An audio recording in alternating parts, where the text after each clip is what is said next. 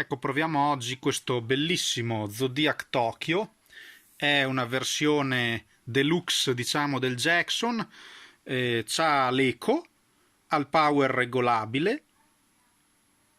Come vedete dal mio dito sono 6 bande. Adesso modulazione o segnale, Roger Beep off, Roger Beep on.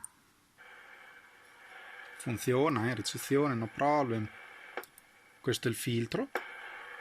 Dobbiamo tenere il microfono anche bassino perché pompa di brutto, Ola. Attenzione, attenzione, canale numero 5. Canale numero 5, vediamo un po' come modula questo Zodiac Tokyo.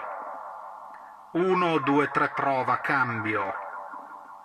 Secondo me non ha nulla da invidiare ad altre radio che vanno di moda di questo periodo, dai.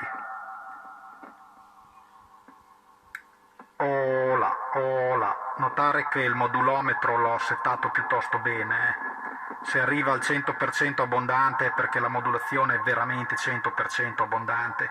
Tant'è che devo tenere il mid gain a ore 2, non di più, dai. Se no mi innesca. Anche il beep è stato un po' accorciato, un po' fatto un po' più acuto.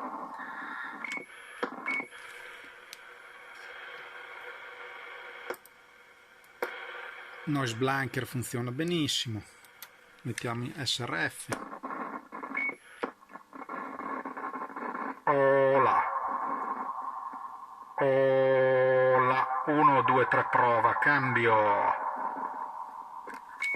Possiamo anche alzare un pelo l'eco. 1, 2, 3, prova radio, cambio, cambio. Sentite questo Zodiac Tokyo, questo Zodiac Tokyo come spinge di eco, cambio.